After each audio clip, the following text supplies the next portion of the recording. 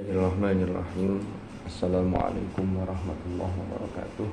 Waalaikumsalam warahmatullahi wabarakatuh.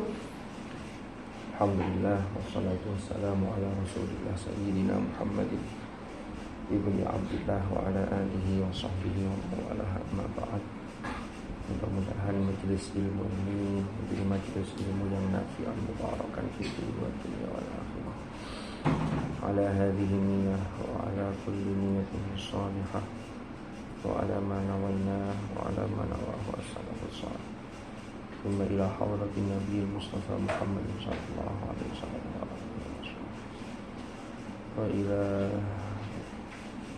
masyaykhina fi muassasahu wa muassisina bil ma'ruf.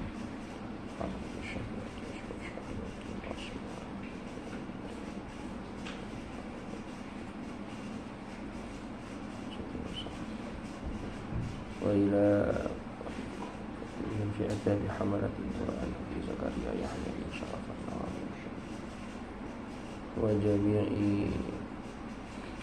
أصولهم وفروعهم ونفعنا بهم وبعلومهم في الدارين آمين. الفاتحة. أعوذ بالله من الشيطان.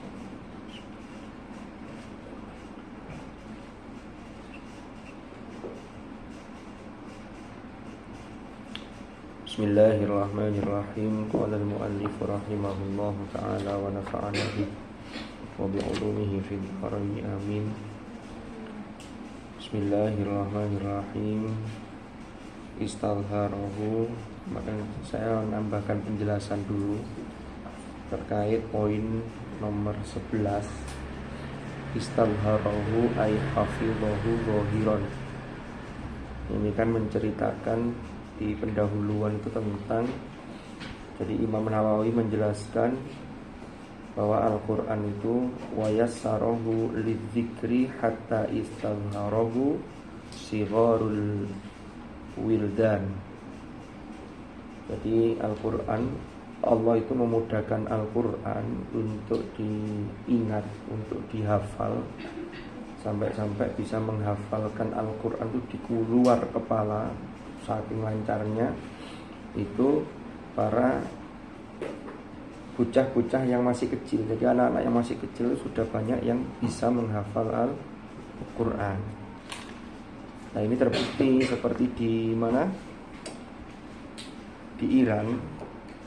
Saya itu dulu pernah diceritani sama Profesor Sayyid Aqil Husain Al-Munawwar. Saya pernah dengar nama Profesor Sayyid Aqil Husain Al-Munawwar. Karyanya banyak. Beliau guru besar di UIN Jakarta. Bidangnya fikih dan usul fikih. Beliau kuliah S1, S2 dan S3 itu di Makkah, di Universitas Ummul Qura. Beliau seorang penghafal Quran, seorang qori. Suaranya enak sekali. Alim. Jadi betul-betul luar biasa. Itu beliau itu setiap tahun itu diundang ke Iran resmi oleh pemerintah sana. Untuk apa? Untuk menguji hafalan anak-anak kecil yang di wisuda. Jadi kalau di Iran itu ada wisuda akbar itu yang dilakukan pemerintah. Itu pesertanya itu 3.000-an orang. Dan tidak ada yang sudah 5 juz, 10 juz, tidak ada. Itu semua 30 juz. Dan itu masih kecil-kecil. Ada yang usia kelas 2 SD, ada yang TK. Dan itu siap diuji. Jadi tasmik ya lolos. Diuji acak itu sangat siap. Makanya kalau di sana itu kan dicanangkan sejak tahun 1979. Itu sudah menghasilkan sekian banyak hamalatul Quran atau hafid yang luar biasa. Jadi kalau di sana itu kata beliau ceritanya itu, anak itu ketika lulus SD itu Quran itu terkait dengan hafalan sudah beres. Jadi sudah tidak mikir hafalan, sudah hafalannya karena sudah mungkin ya tinggal murojaan deres, bukan deres dandani, yang deres untuk zikir, untuk wirid, sama fokus ke pengembangan ilmu. Jadi pemahaman mulai tafsirnya. Jadi ketika kuliah itu sudah tidak mikiri hafalan lagi, karena hafalan itu sudah istadharahu, gitu loh. Tapi jangan khawatir ya. Bukan sampean berarti saya ini telat. Enggak. Untuk Al-Quran tidak ada kata terlambat. Nah ini saya dukung. Saya support dengan hadis yang ada di kitab ini. Ini saya bawakan kitab Fathul Manan fi Fadhailil Quran. Saya di kitab ini nemu hadis yang saya itu senang. Sering saya sampaikan di beberapa tempat. Ini sudah saya bacakan kemarin. Belum ya? Hah? Ini. An Abi Sa'idin Al-Khudri. Ini riwayat sahabat Abi Sa'id Al-Khudri radhiyallahu anhu qala. Jadi sahabat Abi Sa'id Al-Khudri itu bercerita begini. Qala Rasulullah sallallahu alaihi wasallam. Rasulullah itu pernah pernah bersabda. Rasulullah bersabda. Apa kata Rasulullah sabdanya? Ini menarik nih. Ini untuk memotivasi kita. Tapi jangan nyantai gara-gara hadis ini, harus memotivasi kita. Man qara al-Qur'an. Barang siapa yang menghafal Al-Qur'an. Qara'a ini kalau konteksnya sampean, maka qara'a ini saya artikan, saya tafsirkan, saya jelaskan ini maknanya menghafal. Kalau yang baru belajar ngaji, ya bisa masuk qara'a juga bisa. Tapi kalau kita lihat aspek historis, sejarah, itu yang disebut penghafal Quran itu orangnya itu namanya kelompoknya Al-Qurra, bukan Al-Hufad. Tapi aslinya dulu zaman Nabi itu Qurra. Makanya ketika ada 2 sahabat atau beberapa sahabat yang wafat di dalam perang Uhud, atau ya Rasulullah tanyanya itu begini, mana yang lebih akra di antara orang-orang ini? Nah ternyata yang lebih akra itu yang dimaksud adalah yang hafalannya paling banyak. Karena ketika itu Al-Quran kan belum turun secara sempurna. Sehingga sampai yang hafal 5 juz, hafal 2 juz, masih proses, belum khatam, itu juga masuk kategori qurra. Hanya levelnya, juznya berbeda satu sama lain. Nah lanjutannya ini.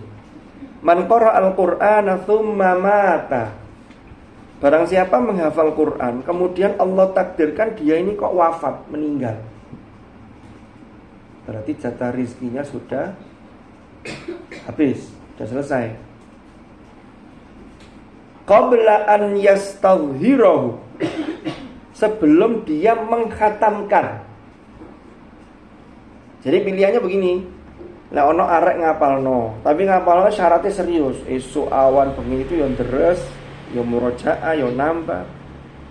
Terus kok kemudian Allah berkehendak ternyata dia ini meninggal. Nah kan siapa sih yang tahu meninggalnya manusia? Kan tidak ada yang tahu. Diri kita pun tidak tahu. Apa ada jaminan kalau masih MI tidak bakal meninggal? Tidak ada yang bisa menjamin. Apa ada jaminan yang sanawiyah sama aliyah itu lebih belakangan dibanding gurunya? Nggak ada menjamin kan? Banyak loh yang duluan muridnya itu.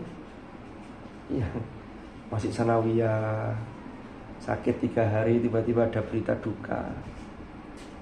Kan begitu. Dan seterusnya. Yes. Kok kemudian wafat? Ada orang menghafal belum khatam, atau sudah hafal beberapa juz tapi belum lancar semua, atau sudah khatam tapi masih belum lancar semua. Apa anugerah Allah yang disampaikan melalui Rasulullah ini? Jadi man qara al-Qur'an tsumma mata qabla an yastadhhirahu. Nah ini lanjutannya. Atahu malakun. Ata datang kepada dia sapa malakun, malaikat. Jadi malaikat itu diutus oleh Allah untuk mendatangi dia. Ngapain? Fa'allamahu. Kemudian malaikat itu mengajarkan Al-Quran kepada orang tersebut. Fi qabrihi, di kuburnya, di alam barzakh. Ya. Jadi pindah badal, pindah guru setoran. Jadi kalau di sini ada yang store ke Ustaz Nurholis, store ke Ning Uma, store ke Gus Faiz. Ya, ini kalau kemudian pindah alam, jangan khawatir, gurunya sudah didatangkan oleh Allah. Siapa? Malaikat. Nah, kemudian malaikat mengajari dia. Jadi sama setoran lagi ke malaikat, termasuk belajar fasoha juga. Wayalqallaha wayalqa, dan menemui sopoman. Jadi orang tersebut menemui Allah ing Allah, nanti akan menemui Allah. Waqad istadharoh, dia sudah dalam kondisi sudah hafal Al-Quran, mutkin, sudah menghafal Al-Quran, sudah khatam. Yang dulu belum khatam jadi sudah khatam. Yang dulu belum sempat tasmi sudah siap tasmi di hadapan Allah. Ini rawahu Ibnu Najjar. Ini ada di dalam kitab Kanzul Ummal fi Sunanil Aqwal wal Af'al, juz 1 halaman 547, hadis nomor 2449. Jadi syaratnya sampean harus serius. Uang itu serius enak. Saya kan dulu pernah sampaikan ya, orang tuh kalau biasa melakukan hal-hal yang istiqomah dalam kebaikan, itu seumpama ada halangan tidak bisa melakukan, pahalanya tetap diberi. Ada orang ahli puasa, kan kita itu biasanya manusia itu ada satu amalan unggulan, jangan semuanya diambil. Ya nggak apa-apa sih kalau mau, memang kalau semuanya sergap itu, kalau bisa menjaga istiqomah itu ya luar biasa. Semua sergap itu sebenarnya begini, poso iyo, drese iyo, sinaune iyo, tahajude iyo, sekolah gak ngantuan, loh kan loh. Biasa kan nilainya kan begini, tahajud sergap, sekolah ngantuan, pelajaran kadang-kadang gak paham, tapi wayahe ujian yo kadang iso kadang gak apa-apa. Wis umpama ambil, saya sampean ambil yang mana? Ada orang yang derwerse sergap tapi poso rada abot. Kenapa? Alasannya kalau saya puasa terus saya ini nggak bisa maksimal, katanya begitu katanya. Tapi kalau di pondok itu ya sing enak itu ya poso, walaupun tidak tiap hari atau tidak Daud ya, Senin Kemis lah paling tidak. Ya. Lah orang ini umpama sampai bisa menjaga kontinu sampai istiqomah, sampai boyong, karena di pondok itu sesungguhnya latihan. Tesnya, bentuk tes yang asli itu nanti ketika sampai sudah pulang. Sampai kalau sudah boyong, ya entah kuliah, entah apalagi sudah berkeluarga, kalau masih bisa menjaga kontinu ibadah-ibadah ini termasuk deres, itu berarti sampai lulus ujian. Di pondok itu latihan. Yang di pondok sergap saja ketika pulang belum tentu. Kalau yang di pondok tidak sergap, pulang wis tambah. Contoh kecil ketika liburan saja.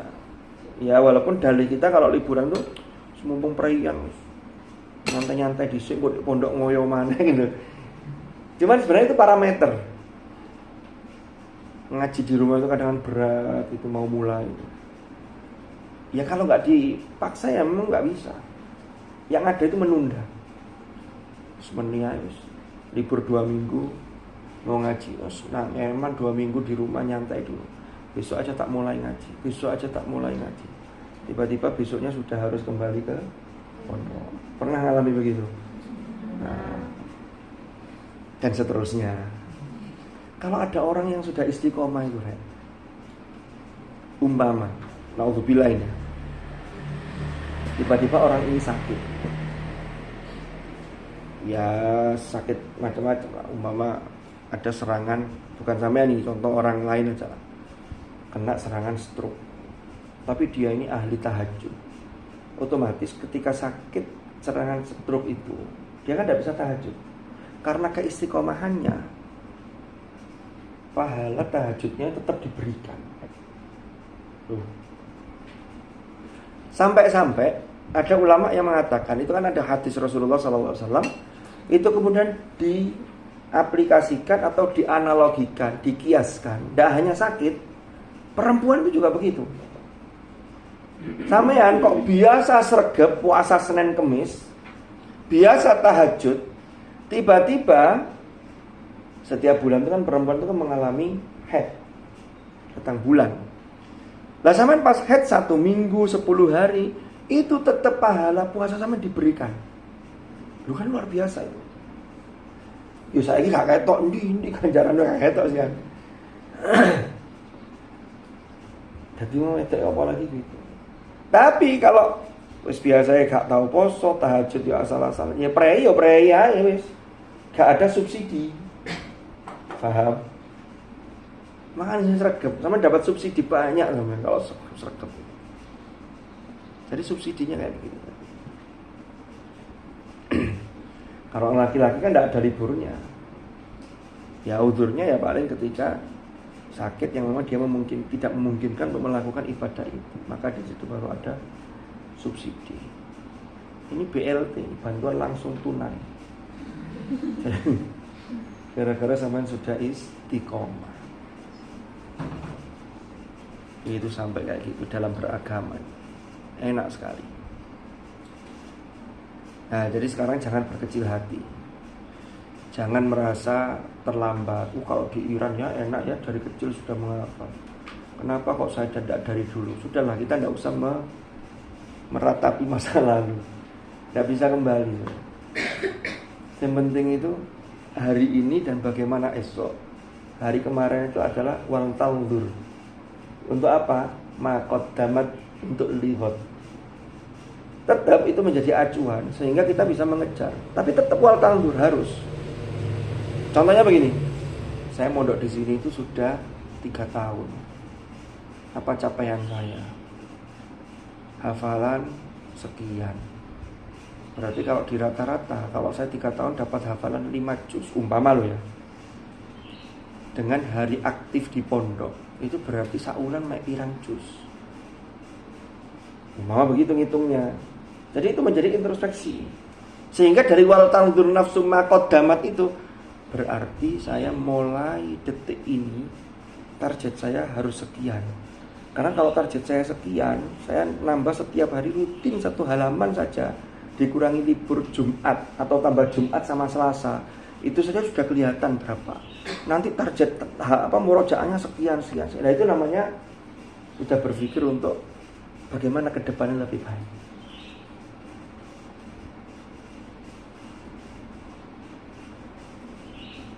Orang yang pesimis dengan optimis itu perbedaannya ada di cara sudut pandangnya. Gelas ini isinya kelihatannya kopi tapi rasa teh. Kelihatannya kopi tapi teh ini ya. Saya tidak bahas isi mas, guyon-guyon. Gelas ini seandainya terisi separuh, ini kan penuh, cuma tidak sampai meluber ya, karena kalau meluber juga eman nanti. Kalau gelas ini separuh terisi, orang yang pesimis itu yang dilihat itu yang kosong, atau tidak usah gelas lah, terlalu kecil ya. Ngisi jeding, habis roan, kamar mandi itu kan baknya diisi, pokoknya kan ompong, diisi air. Kalau orang pesimis itu akan melihat itu bukan air yang sudah terisi, tapi yang masih kosong. Orang jengok jek suwi kosong, jek kurang akeh banyune iki. Selalu yang difikirkan itu, jek kurang akeh iki anu niki banyune iki, wis males wis engko ae. Nah kalau orang yang optimis, itu yang sudah ada dia syukuri untuk kemudian itu menjadi modal untuk dia melakukan sesuatu. Saya punya hafalan berapapun, 1 juz, 2 juz, itu kalau orang optimis ngomongnya begini, alhamdulillah saya punya 2 juz. Orang yang hafal 30 juz, itu tidak mungkin tidak dimulai dari 1 juz. Masa ono wong apane langsung 30. Tidak ada, 1 juz mesti dimulai dari 1 halaman, 2 halaman, terus gitu murojaah. Maka 2 juz itu yang kemudian dirawat sekaligus dia semangat untuk nambah. Tapi kalau orang pesimis, ya Allah Quran 30 juz, mushafnya dilihat, beli mushaf yang besar kandel. Aku iso ta ngapalno sak meneh kandel iki. 30 juz aku kurang 28. Ya sejak awal-awal kan begitu. kurang 28. Loh kan begitu. Sehingga akhirnya yang ada apa? Saya kayaknya bisa apa enggak? Kayaknya enggak bisa. Loh sudah begitu, itu pesimis. Sampai roan, bersihkan sesuatu.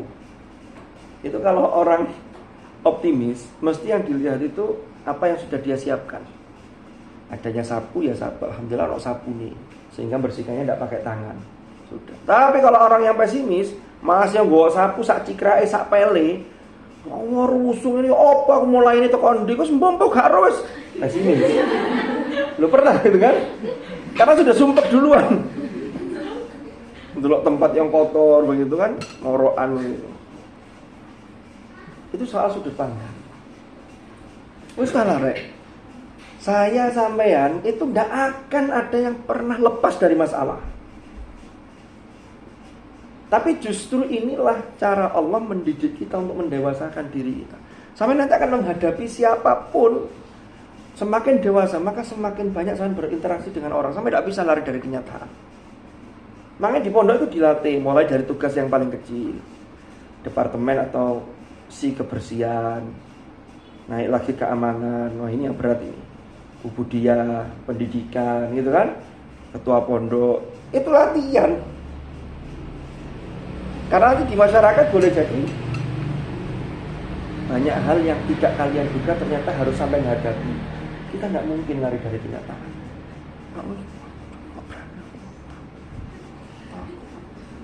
Tangan berkeringat, oh gitu, dilatih.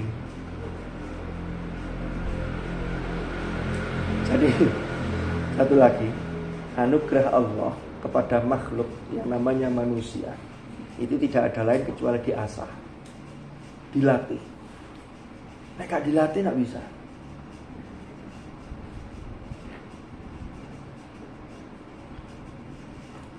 Pemain bola saja, seorang Lionel Messi yang sangat terkenal, sampai beberapa kali menjadi pemain terbaik dunia.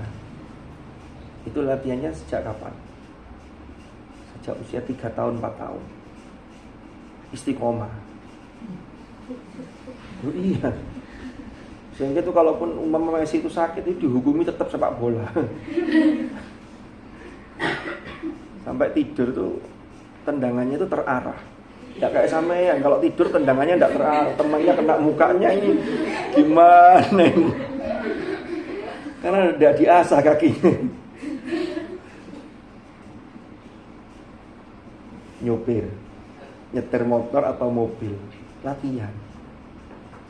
Lama-lama biasa. Kalau sudah biasa, bisa rotok banter. Kalau belum terbiasa, coba sampean jika latihan nyetir sepeda.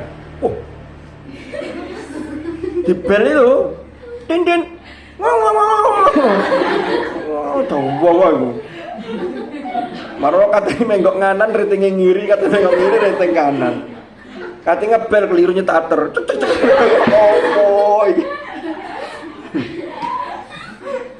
Ada orang yang banter yang disalahkan, orang yang nyelip banter disalahkan. Oh, gak orang belajar. Katanya menggok dadak mandek sik sepeda dijunjung. Itu cik latihan. Iya kan? Nek wis bisa masuk ngono, enggak kan? Semua gitu. Sampai ngapalin Al-Qur'an yo gitu, wis lah. Ya Allah kok belum lancar, teruskan. Itu orang optimis. Teruskan, terus pokoknya ngaji, nanti ada saat. Begitu. Karena jaminan Allah tadi itu yassarahu. Termasuk tadi itu. Jadi ada orang menghafal Quran, wafat, sebelum dia hafalannya hatam, sebelum hafalannya itu jadi bagus, itu Allah datangkan malaikat untuk ngajari dia di alam barzakh, di kuburnya itu, sampai nanti menghadap Allah itu dalam kondisi sudah bagus hafalannya. Ya mudah-mudahan kita ini betul-betul sudah bagus hafalannya sebelum dipanggil oleh Allah. Sehingga nanti kalaupun ada malaikat yang datang, kita tinggal ngajak partner untuk untuk mudarosah aja. Bukan setoran sing dituntun malaikat sewentak. Woi, keliru, wah repot. Kalau nyentak malaikat ya ngeri lur.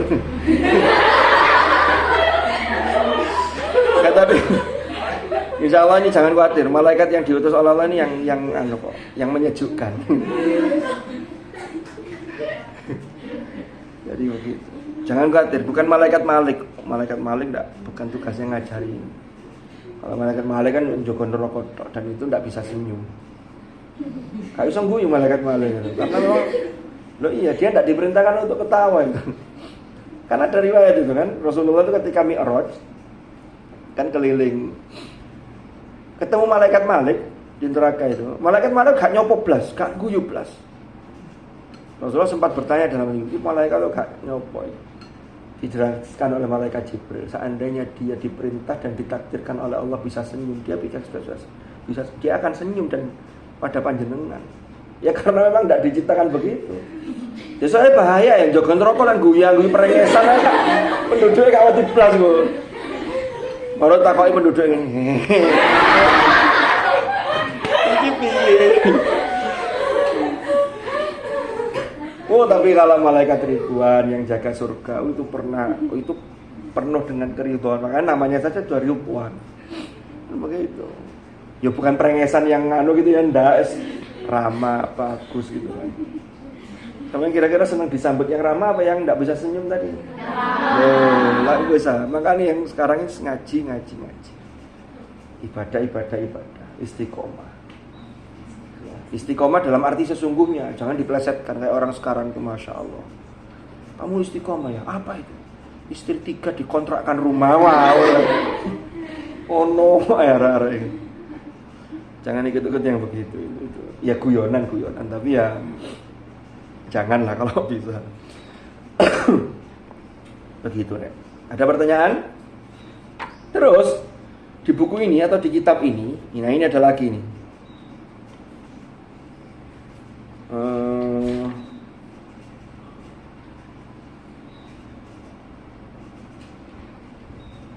Di sini penjelasannya, ini ada di halaman 90 di kitab ini ya.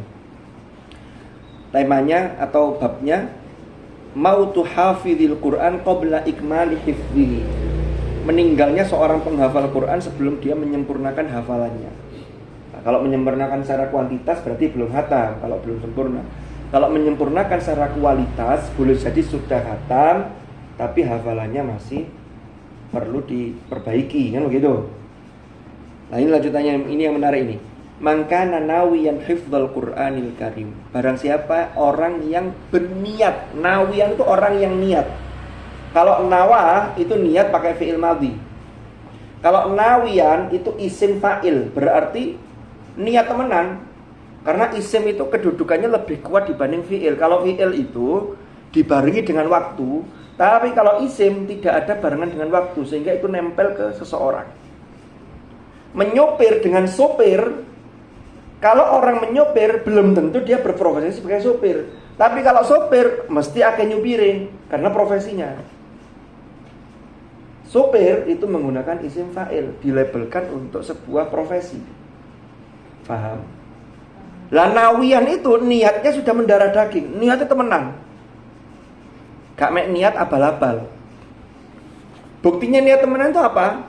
Wasaduqat niyatu. Dan niatnya benar. Niat menghafal Quran itu yang asli, yang benar itu, ya Allah, saya niat menghafal Quran untuk menjadi barisan penjaga kalam panjenengan ya Allah. Sebagaimana dalam surah Al-Hijr, inna nahnu nazzalna dzikra wa inna lahu lahafizun. Jadi betul-betul lillah. Tapi ulama di sini mentolerir. Mentolerir itu begini, Rek. Wih, ono PPAN iki. Enggak, tapi sama ada sapal kabeh lah. Ya. Itu endi ku, Mang? Itu endi ku kok moro lali. Jadi gini. Lupa. Enggak mau jelaskan apa tadi barusan? Para ulama mengatakan begini, bagaimana kalau ada orang yang menghafal Quran itu tapi dipaksa oleh orang tuanya? Sajane dia gak paten niat. Nah ini tetap dilakukan. Nanti dia seiring berjalannya waktu, kalau pokoknya ngaji, nanti dia akan niat itu akan kembali ke jalan yang benar.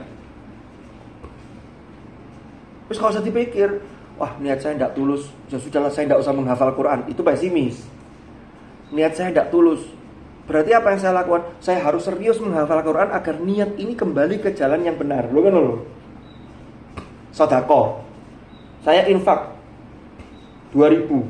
Tapi hati saya tidak ikhlas. Apa yang saya lakukan? Gak usah infak saja. Pesimis. Kalau Anda tidak jadi infak, ikhlasnya pasti hilang. Tapi kalau sampean getno, aku tetap infak. Dek ini kok ngrundelai. Latihan terus, nanti lama-lama ikhlasnya muncul. Karena ikhlas itu sebuah sifat yang menempel pada perbuatan. Kalau perbuatannya sampai hilangkan, ikhlasnya tidak bakal muncul. Piket pondok, nyapu, gerundel, tetap lakoni. Daripada gerundel gak dilakoni, mau ikhlasnya gak bakal muncul. Sampean dianggap tidak menggugurkan kewajiban. Kan ibadah juga begitu kan. Beban taklif itu tetap harus dilakukan mukallaf. Walaupun dia tidak bisa ikhlas, tapi tetap nanti kalau sudah terbiasa betul-betul, itu nanti baru akan merasakan bahwa ibadah itu kebutuhan kita. Tapi kalau level kita masih merasa bahwa ibadah itu suatu kewajiban yang seringkali atau kadang-kadang kita merasa berat. Ngantuk-ngantuk istibuka. Assalatu wassalamu alaik. Wah, subuh ini. Kak masih ngantuk banget. Tadi malam tidur jam 12. Kerjakan tugas. Terus. Tapi kan tetap harus bangun. Walaupun sampai ketika sholat, Allah. Ini kok. Tapi di sini tidak ada ya. Sudah melek semua ini. Alhamdulillah. Sudah aman ya? Jadi ngantuk-ngantuk dilakoni. Itu kok ikhlas itu kok dewi. Sama piket. Yang dinilai itu ikhlasnya apa? Piketnya. Piketnya pokoknya harus dilakoni piketnya. Anda sudah gugur kewajiban. Tapi kalau enggak, aku enggak mau piket, kenapa? Hati saya enggak bisa ikhlas. Senin ini ambil konco-konco, gak iso ngono ya tetap piket. Ini gak urusannya hati nih. Lakukan dulu perbuatannya. Nah, hafal Al-Qur'an yang ngono. Wa sadaqat niyatuh. Wa qawiyat himmatuhu. Himmahnya itu kuat. Jadi himmah itu apa? Keinginan, cita-cita, azam yang kuat disertai dengan bukti nyata dengan tindakan. Maka apa yang terjadi kalau sudah mengumpulkan syarat-syarat ini? Wafaqahullahu ta'ala wa yassarahu ala hifdi. Maka Allah menganugerahkan taufik kepada dia dan Allah memudahkan dia dalam menghafal Al-Qur'an. Jadi ngono rek. Inilah yang masuk cakupan hadis tadi, man qara'al Qur'ana thumma mata ya qabla an yastalhirahu atahu malakun apa lagi fa'allamahu fi qabrihi wa yalqallaha hatta wa yalqallaha wa qad istadhara. Kan begitu habisnya tadi. Ada pertanyaan sampai sini? Monggo. Kalau ada mau nanya silakan. Aku. Bentar. Kalau ada kita lanjut dulu. Bismillahirrahmanirrahim. Al-wildan ay as-sibyan. Jadi wildan itu sibyan itu anak-anak kecil yang menjelang akil balik. Jadi ya nom-nom lah. Durung balik ini. Sigharul wildan. Jadi sampai anak kecil yang belum balik pun banyak yang sudah bisa menghafalkan Al-Qur'an.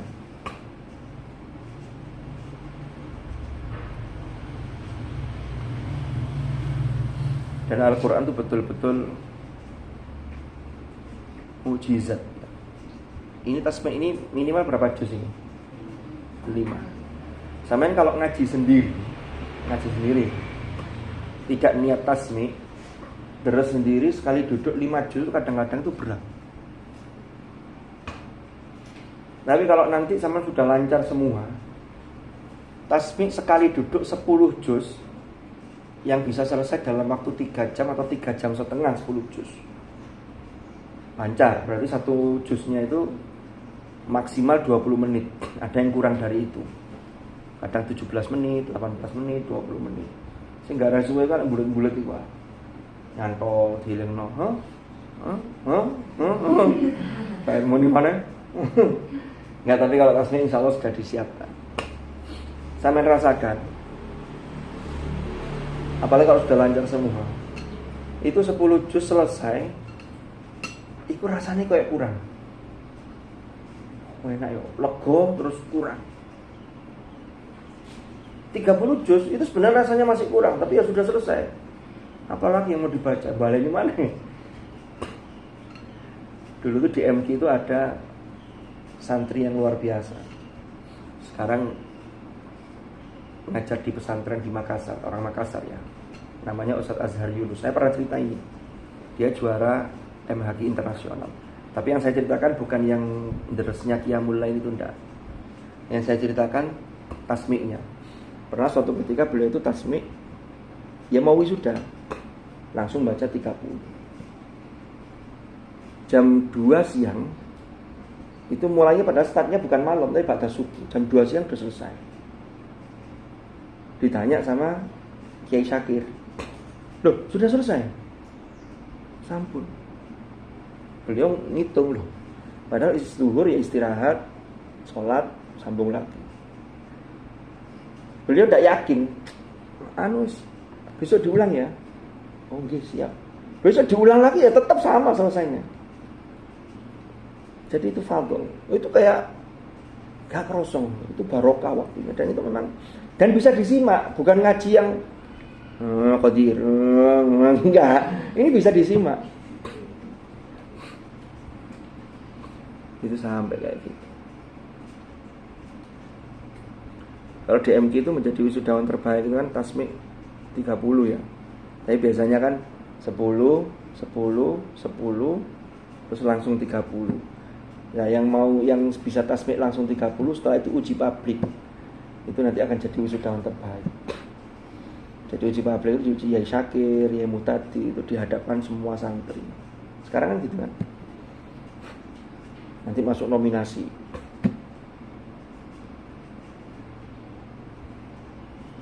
Begitu. Kalau saya dulu zaman mondok belum ada wisudawan terbaik, tapi di setiap ujian tahfidz itu ada peserta terbaik. Saya pernah juara 3 waktu itu. Itu dilihat dari durasi waktunya, sama perolehan juznya, sama dites. Saya masih ingat waktu itu saya juara 3 saja. Itu dapat, kalau dulu nyebutnya tabanas ya, uang pembinaan. Itu dapat uang 200.000 ya waktu itu. Bayangkan 200.000 itu ya banyak sekali. Uang makan 1 bulan itu tidak sampai 100.000. Itu sudah untuk makan 2 kali di pondok 1 bulan. Hanya terakhir itu sekitar 60.000. Itu makan 1 bulan. Saya dapatnya 200. Akeh tadi ini. Wah akeh.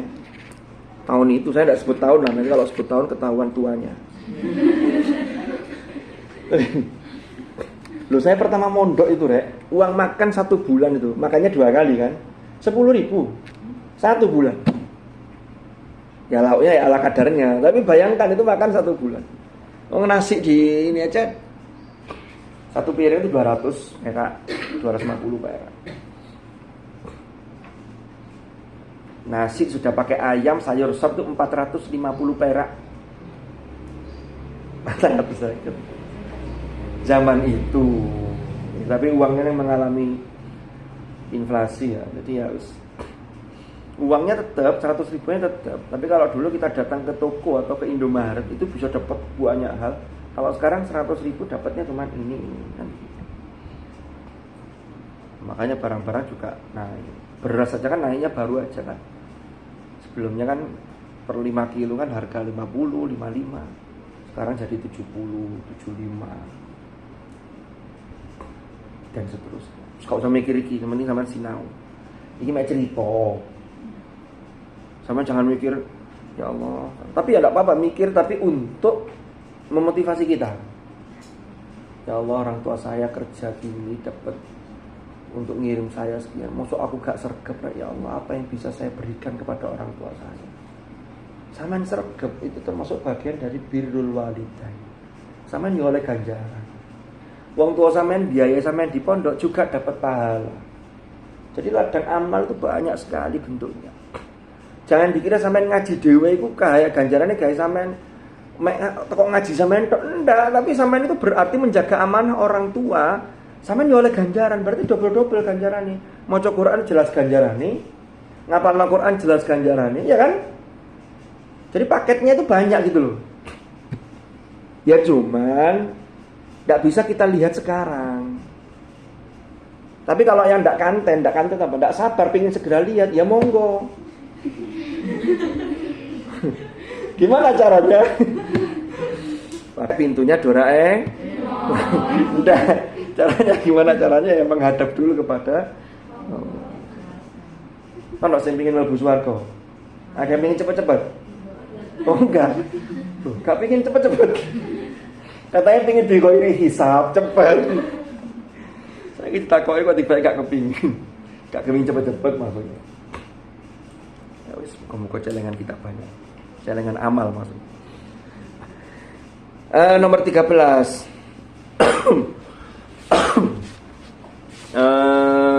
Di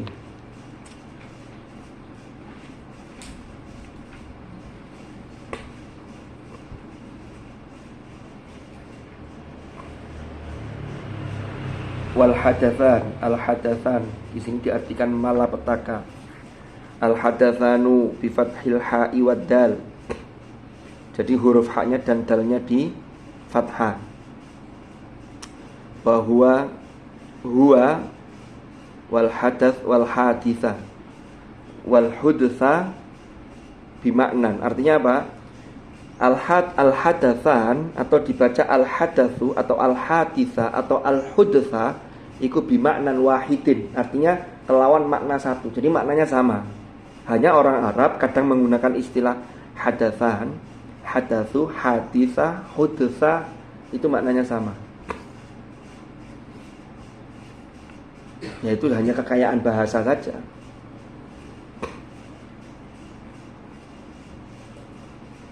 Umpama dalam bahasa Jawa, dibalik malah bahasa Jawa itu. Ada yang bahasanya kalau orang mondar-mandir itu bahasa Jawanya apa? Ada yang bilang wirawiri, ada yang bilang riwariwi. Yang benar yang mana? Semuanya benar, maknanya podo. Wirawiri, tutup wirawiri, riwariwi. Riwariwi, dadi kanca jare kancane sing arek Kediri, wirawiri. Podo maknanya. Itu hanya soal penggunaan saja. Apalagi yang lain? Ada juga kok yang mirip penggunaan bahasanya. Wa huwa, nah ini. Wa huwa wuqu'u ma lam yakun. Wa huwa utawi hadatsan iku wuqu'u ma lam yakun. Terjadinya sesuatu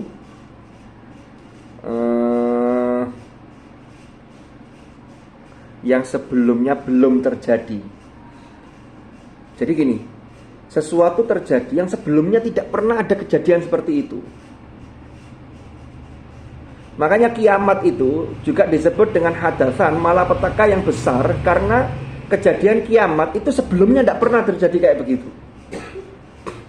Loh, kan terjadi gempa bumi, iya, tapi kiamat itu jauh lebih dahsyat dibanding itu.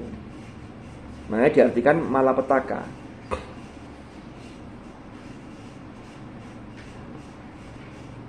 Wuqu'u ma lam yakun. Jadi terjadinya sesuatu yang sebelumnya tidak terjadi, yang belum pernah terjadi. Al-malawan. Ini ungkapan-ungkapan bahasa. Al-malawan itu mana? Al-lail wan nahar, yaitu malam dan siang. Artinya siang malam kalau bahasa kita. Kalau bahasa kita itu sering mendahulukan siangnya, siang malam, karena itu tadi kita kadang memaknai hari itu dimulai dari ketika terbit matahari. Oh ini sudah hari apa? Padahal kalau hitungannya kan jamnya, kalau waktu secara syamsiah itu kan mulai jam 12 malam, mulai masuk dini hari kan. Tapi disebut dini hari. Harinya masuk mulai kapan? Subuh. Sudah mulai hari itu. Asbahna wa asbahal mulku lillah walhamdulillah. Dan seterusnya. Tapi kalau orang Arab itu sering mendahulukan lailnya dibanding naharnya. Karena hitungan bulan Komariah itu ketika masuk waktu ghurubus syams, itu sudah masuk hitungan hari berikutnya. Makanya sholat tarawih itu dimulai dari malamnya, karena malam itu sudah 1 Ramadan, tapi baru mulai poso. Idul Fitri 1 Syawal, malam itu sudah masuk Idul Fitri takbiran. Sholat idnya paginya. Jadi kalau di dalam bahasa Arab disebut lail, itu maksudnya ya sehari semalam. Oh, saya seharian begini, saya semalaman, itu malam. Tapi kalau orang Arab bilang berapa malam, itu maksudnya berapa hari. Kalau kita bertanya berapa hari, paham? Makanya ayatnya seperti wa wa'adna Musa 30 apa? Lailatan wa atmamnaha bi asyrin. Atau wa id wa'adna Musa 40 lailatan. Itu yang disebut malamnya. Jangan dianggap oh berarti Nabi Musa itu 40 malam. Nek awan mulih nek bengi balik, enggak. Iki ya full, cuman yang disebut malamnya. Jangan dikira hanya malam saja datang ke Tursina lalu siangnya pulang. Enggak. Ini betul-betul enggak pulang, mondok itu. Langsung beraudiensi dengan Tuhan. Jadi disebut malam. Malam, siang. Sama yang lihat di Al-Quran, lail selalu didahulukan. Inna fi khalqis samawati wal ardi wa ikhtilafil laili wan nahari la ayatin li ulil albab. Ternyata dalam tradisi Arab, termasuk yang dipakai oleh Al-Quran kemudian, lail itu sering didahulukan karena ternyata malam itu memiliki makna yang luar biasa. Ini kesan saya ya, kemudian atau yang saya dapatkan ya. Contoh begini kan. Malam itu sangat berpengaruh pada produktivitas siang. Sama kalau malamnya tidak produktif, umpama harus begadang, maka siangnya berat, siangnya jadi tidak produktif. Makanya Rasulullah mengajarkan malam itu produktif. Gimana caranya? Tidur lebih awal kecuali ada urusan-urusan tertentu, tapi bangun lebih cepat, itu fresh. Orang itu kalau sudah bangun dari tidurnya malam itu bangunnya enak, fresh, itu kebawa siang hari itu enak gitu bawaannya. Makanya dalam Islam kan diajarkan sampean bangun tidur, ambil wudu, gosok gigi ya, jangan lupa, sholat, qiyamul lail, masuk waktu subuh sholat, habis subuh itu kan baca al-aurat ba'da sholatis subuh. Ada al-wirdul latif, Hizbul Falah, wiritan. Ojo ngantuk ae, lek sampean paksa sampean tidur tok, itu tidak produktif. Itu seharian bawaannya kadang-kadang males. Tapi kalau pagi tahajud, kalau sampean tapi tidurnya optimal, itu pagi itu produktif. Seharian itu energi. Ramadan itu kesalahan saya dan kalian. Saya termasuk ini kadang-kadang pelakunya. Itu kalau saya tidak ada jadwal ngisi pas paginya, habis subuh itu tidur. Yang terjadi setelah tidur itu bangun jam 9. Itu terasa gorokan tuh kering. Awak itu lemes, kata lapo-lapo males. Tapi tidur capek semua badan. Loh, iya. Kalau saya, tapi kalau sampean enggak tahu ya. Kalau sampean enggak ya enggak apa-apa, terserah. Itu kadang-kadang sudah enggak produktif. Tapi kalau pagi itu enak produktif. Jadi betul-betul malam itu untuk produktivitas. Bagaimana siangnya? Makanya ayatnya kan wa ja'alnal laila libasa wa ja'alnan nahara ma'asha.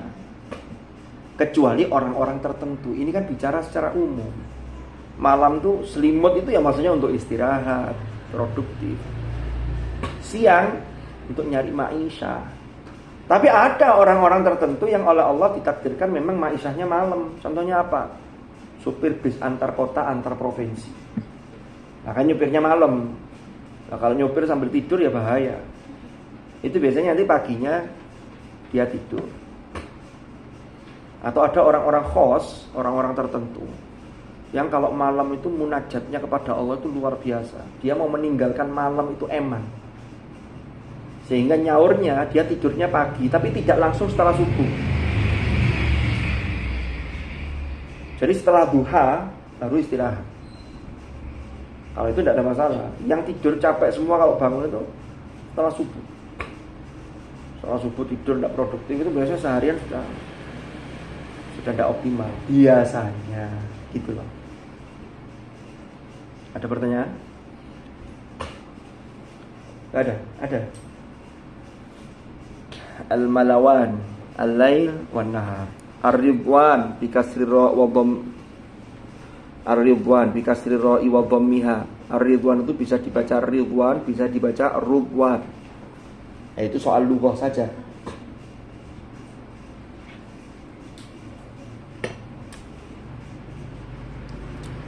Ridwan, rela. Ridwan bisa dibaca rudwan. Makanya di sini penjelasannya bi kasri ra wa dhammiyah. Paham? Sama kayak masdarnya lafaz dha'ufa itu loh, bisa du'fin, bisa dha'fin. Itu yang ada dalam surah Ar-Rum itu. Allahul ladzi khalaqakum min dha'fin thumma ja'ala min ba'di dha'fin quwwatan thumma ja'ala min ba'di quwwatin dha'fa. Ya, itu bisa dibaca du'fa, du'fin, bisa du'af, bisa du'af. Tapi kalau dalam mushaf sampean hanya satu tulisannya, fathah. Karena kalau diharokati dua, nanti orang awam bingung. Iki apa wacane kok harokate loro? Malah double dikira. Itu kan sudah belajar tentang riwayat. Nanti kalau belajar riwayat Asim, riwayat Hafiz, qiraat Imam Asim, itu bisa dibaca dua. Sama kayak ayat Samaniyata azwaj minadh-dha'ni itsnain wa minal ma'zi itsnain qul adzakarain. Ya kan? Mat apa namanya itu? Adzakarain. Mat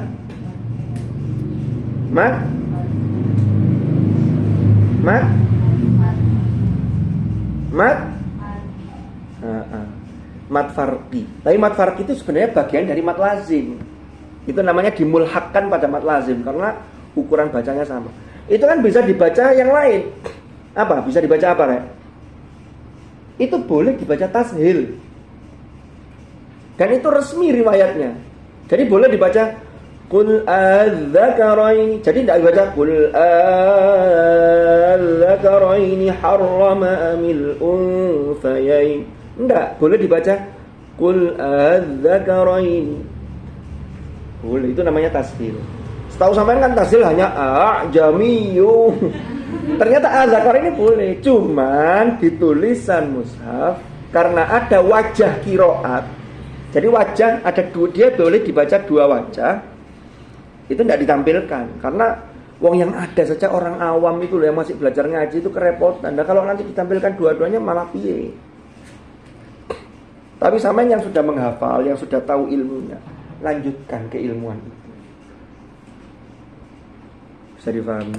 Itu contoh itu. Awal surat Ali Imran. Boleh nggak disambung dengan ayat kedua? Selain awal Ali Imran, ya, kalau mau disambung, tetap nggak mempengaruhi. Jadi tidak bisa diterapkan hukum tajwid seperti begini. Nun. Kan nun itu kan aslinya itu kan melafadzkan, memang namanya nun. Kalau dituliskan nun, ada nun sukun kan? Lalu disambung dengan wal qalami. Tidak boleh kita bacanya nun wal qalami wa ma yasqurun atau yasin. Yasin wal qur'anil hakim. Enggak boleh, karena ini beda. Tetap izhar. Yasin wal Qur'anil Hakim. Tetap. Tapi di awal Ali Imran kalau dibaca waqaf alif lam mim. Madek ambaan kan? Allahu la ilaha illa huwal hayyul qayyum. Tapi kalau diwasal mimnya itu menjadi mat tabi'i, tidak mat lazim. Alif Lam Mim Allahu la ilaha illa huwal hayyul qayyum. Loh. Sudah belajar itu? Kalau yang sering, yang sama sudah tahu kan, seperti dalam awal surat di awal juz 26 tuh surat apa ya? Al-Jasiyah itu Ad-Dukhan, Al-Jasiyah, Al-Ahqaf, Fis samawat mandat ituni, kan begitu. Kalau disambungkan Fis samawati tuni kan ngono. Tapi kalau dibaca ituni, maka itu masuk bahasan gharaibul qiraat. Jadi begitu ya. Ridwan, rudwan, du'af. Tapi syaratnya kalau dalam surah Ar-Rum tadi, kalau yang depan dibaca du'afin, maka yang belakang harus du'af semua. Tidak boleh dicampur. Du'afin tiba yang burim warawar dibaca du'af, nggak boleh. Kalau du'af ya du'af semua. Riwayatnya begitu. Paham? Ada pertanyaan? Wallahu a'lam bishawab. Mudah-mudahan manfaat, mudah-mudahan barakah. Al-Fatihah.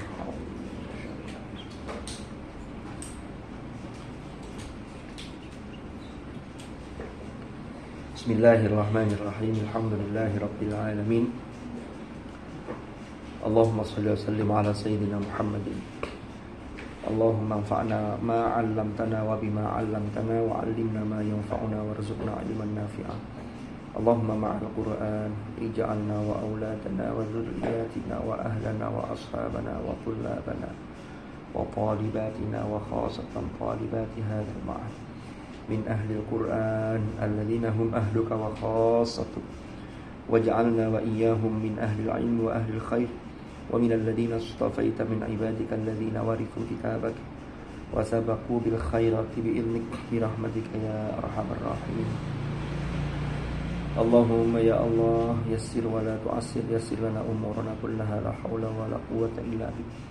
Allahumma inna nastawdi'uka ma qara'na wa ma hafidhna wa ma 'allamtana fardudhu ilayna inda hajatina ilayhi bi rahmatika ya arhamar rahimin. Allahumma ij'al ijtima'ana hadha ijtima'an marhuma wa tafarruqana min ba'dihi tafarruqan ma'suma wa la taj'al ma'ana wa fina shaqiyyan wa la mahruma bi rahmatika ya arhamar rahimin. Wa sallallahu ala sayyidina Muhammadin walhamdulillahi rabbil alamin. Al-Fatihah.